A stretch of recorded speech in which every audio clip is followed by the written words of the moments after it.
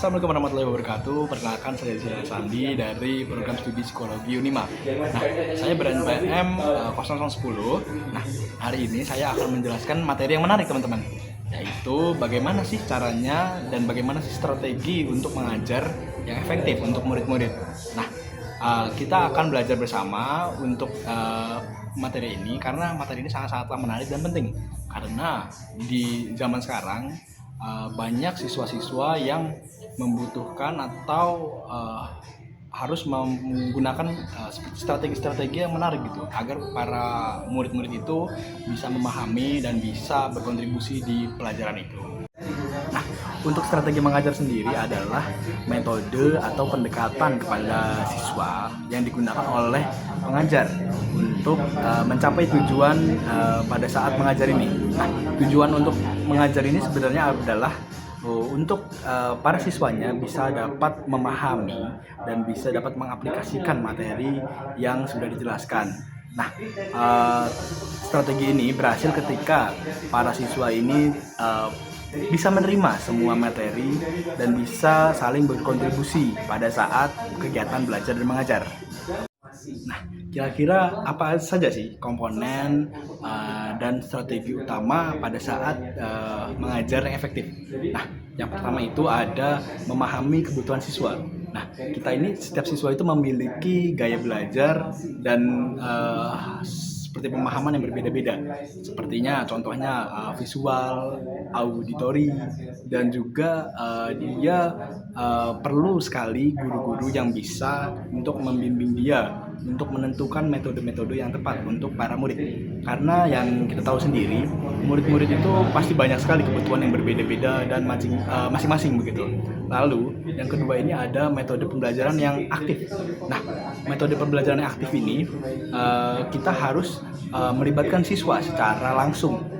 Misalnya melalui diskusi kelompok, melalui simulasi, atau melalui permainan yang edukatif begitu. Ini juga akan membuat pembelajaran lebih interaktif dari guru maupun para siswanya gitu. Lalu yang berikutnya ada penggunaan teknologi. Nah, penggunaan teknologi ini adalah seperti video, presentasi yang interaktif atau aplikasi yang pembelajaran online supaya siswa-siswa ini bisa lebih memahami. Sepertinya kita memberikan simulasi yang lebih dipahami oleh siswa-siswa. Nah, kita bisa memberikan beberapa animasi dan beberapa gambar karena beberapa siswa juga bisa lebih memahami materi ketika ada visualisasi, ada gambaran langsung begitu. Jadi kita bisa menggunakan proyektor dan layar digital begitu. Lalu yang keempat ini ada umpan balik yang kontrusif. Nah, memberikan masukan dan membangun seperti memuji siswa, seperti memberikan saran perbaikan, lalu juga seperti memberikan beberapa nasihat kepada siswa. Ini sangat-sangat penting karena siswa ini dapat merasa dihargai ketika dapat pujian, ketika siswa itu mendapatkan seperti pemahaman dari gurunya gitu. Jadi seperti diberikan penjelasan jika mereka salah. Nah, murid ini akan merasa diperhatikan dan bisa lebih interaktif juga dengan gurunya begitu. Nah, ketika tadi kita sudah membahas beberapa strateginya untuk mengajar yang efektif itu seperti apa saja. Nah, contohnya ya tadi ya seperti sudah saya jelaskan, kita harus memberikan penghargaan kepada sang anak ini. Lalu kita juga kita memberikan seperti strategi-strategi yang agar anak itu memahaminya, gitu ya. Lalu ini adalah contoh-contoh beberapa strategi yang praktis pada saat mengajar gitu ya. Nah, yang pertama ini adalah flip classroom gitu ya. Jadi kita itu meminta untuk para siswa mempelajari materinya sebelum mereka datang ke kelasnya begitu. Nah, ini juga bisa mempersingkat pada saat waktu pembelajaran. Jadi para siswa ini diberikan waktu untuk mempelajari materinya pada saat di rumah melalui video atau melalui PPT begitu. Jadi kita bisa membahas pada saat di sekolah. Nah, siswa ini juga akan bisa lebih paham pada saat di sekolah, karena pada siswa ini sudah memahami gitu. Jadi kita di sekolahan lebih mendalami lagi materinya gitu. Oke, yang berikutnya ada pendekatan berbasis proyek. Nah, pendekatan berbasis proyek ini apa sih sebenarnya? Nah, misalnya nih ya, siswa membuat proyek kelompok begitu yang relevan pada teman-temannya gitu ya. Jadi seperti membuat poster atau simulasi situasi nyata begitu. Tetapi ini harus berkelompok begitu ya.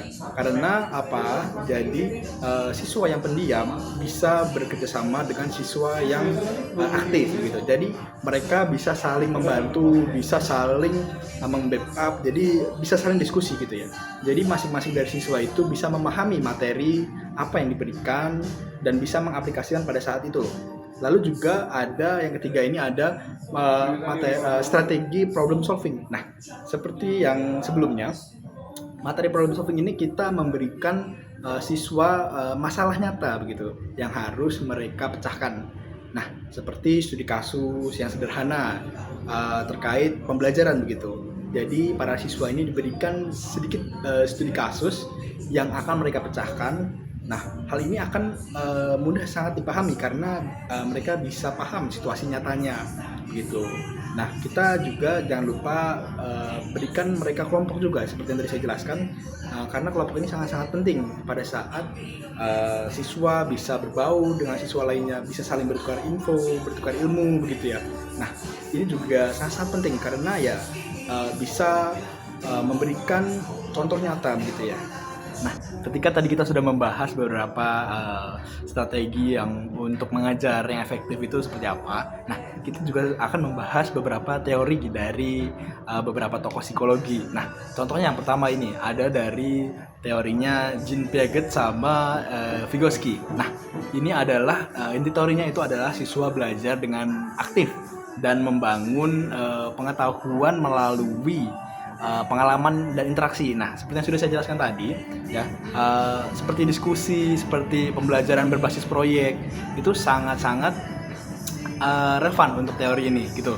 Lalu yang kedua ini juga ada teori dari Albert Bandura, yang intinya adalah siswa ini belajar dengan mengamati dan meniru perilaku orang lain, gitu ya. Nah, seperti apa sih contohnya? Nah, metode seperti simulasi,